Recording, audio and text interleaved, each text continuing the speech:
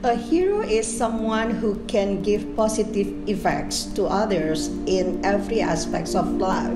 Someone who devotes his or her life for the human being by giving positive things to the universe.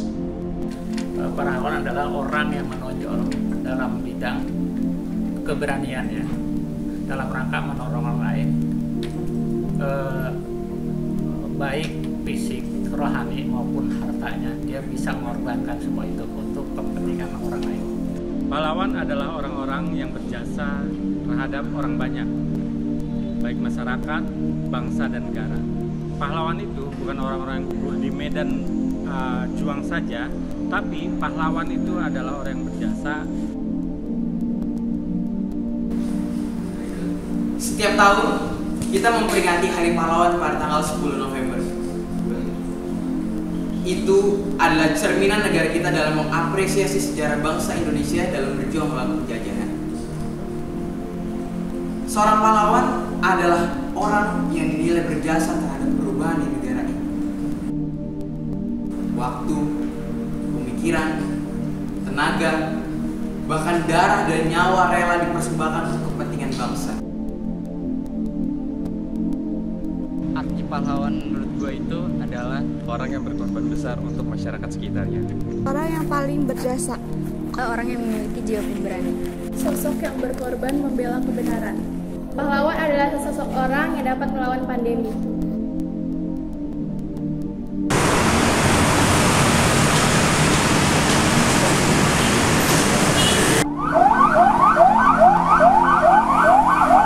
Arti pahlawan itu luas.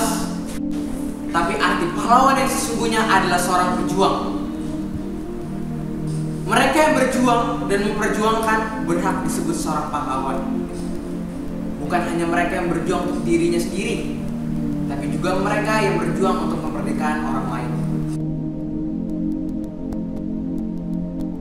Everybody can be a hero nowadays based on their own task or their own position. How? By giving positive things or helping others to be a better one in their life. Everybody can be a hero for his or her surroundings based on their own task or position. A kid can be a hero for the family. A student can be a hero for the school. An employee can be a hero for the company. And a citizen can be a hero for the country by spreading positive things in every aspect of their life.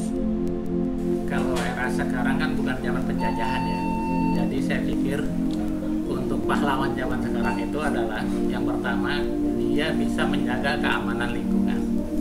Contohnya misalnya kalau keamanan lingkungan itu hutan yang gundul ditanamkan pohon-pohon, itu kan termasuk untuk generasi berikutnya. Itu adalah merupakan pahlawan juga. Yang kedua juga, dia dapat menjaga lingkungan agar lingkungan itu terjadi aman, damai,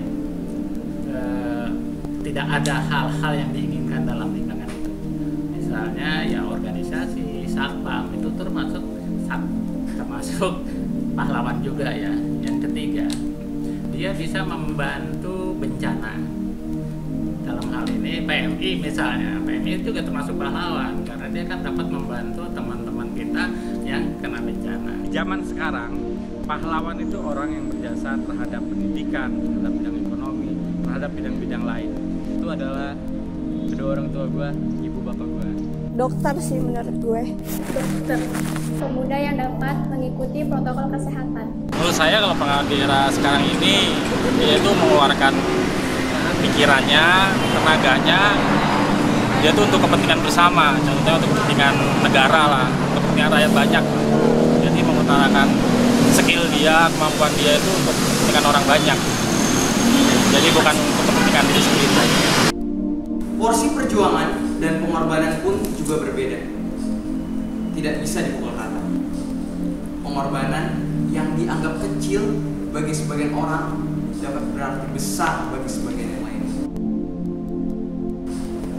Kita semua tahu kalau masing-masing dari kita diberikan kemampuan dan bakat yang berbeda-beda satu sama lain. Lalu kenapa harus mempersempit definisi dari sumbangsi itu sendiri?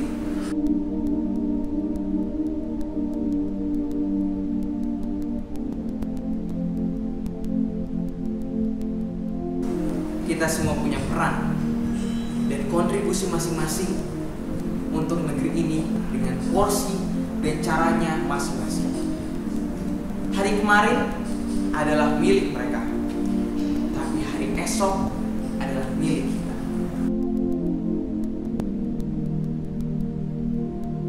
Kita adalah Tuhan untuk tanah kita sendiri.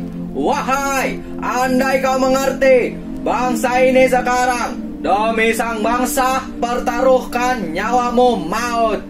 Yang menghadang, yang selalu setia menemanimu, nampak jelas raut wajahmu.